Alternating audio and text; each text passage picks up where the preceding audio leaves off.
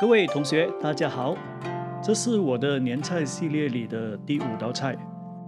这一次我会跟大家分享的是一道素食。这道素食呢，我选用了多种不同的菇类，这里有一些迷你的杏鲍菇，还有一个是中型的。我会把这些大大小小的杏鲍菇做成鱼的造型，就此祝贺大家年年有余。再来就是这种很漂亮淡淡黄色的金毫菇，这个就是比较常见的白玉菇，还有这个也是比较常见的红喜菇，最后就是这个比较罕见的黑色铁丁菇。这种菇呢，我还是第一次见到，基于好奇我就买来尝尝了。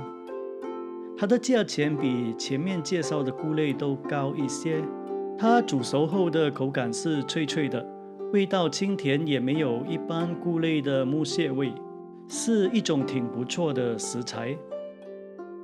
除了这些菇类，我还加入了胡萝卜还有花椰菜，来丰富这道菜的颜色和口感。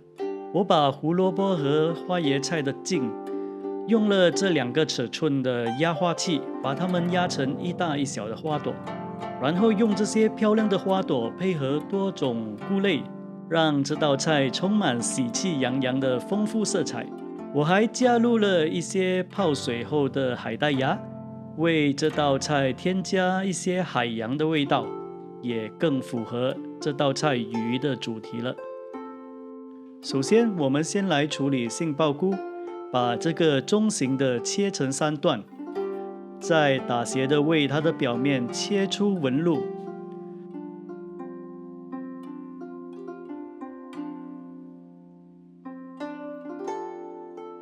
然后也在逆向的表面切出相同的纹路。切了这些类似鳞片的纹路之后，鱼的轮廓就很明显的展现出来了。然后我们再把这些迷你的杏鲍菇也同样的切成鱼的造型，切法也是一样，在顺逆方向斜着切就可以了。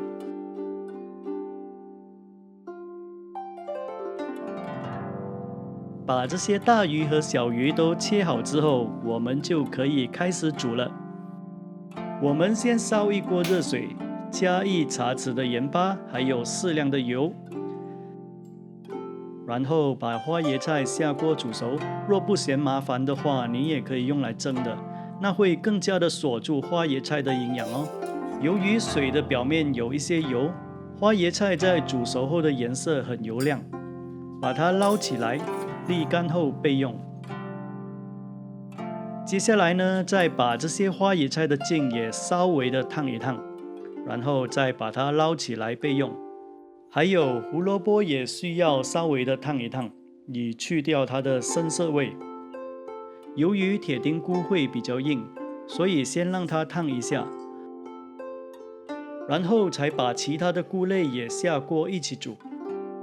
因为用了多种食材，而每种食材的烹煮时间都不同，所以我就选择把这些蔬菜和菇类先汆烫再炒，这样的话会比较好掌握它们的熟度和口感。大概煮20秒左右就可以把它们捞起来了。捞起来后沥干备用。接下来准备一个平底锅，热锅后加一点点的油，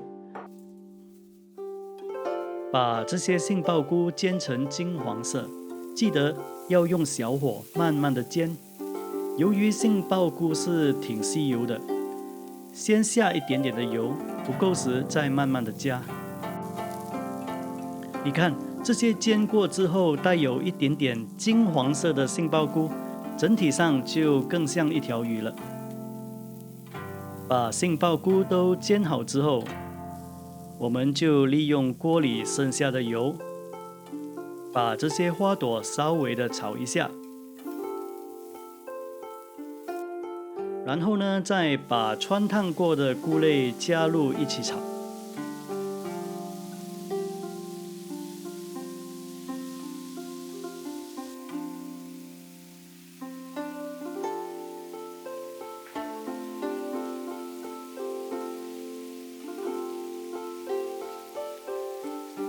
调味方面很简单，下少许的盐巴，还有适量的素蚝油，然后炒拌一下。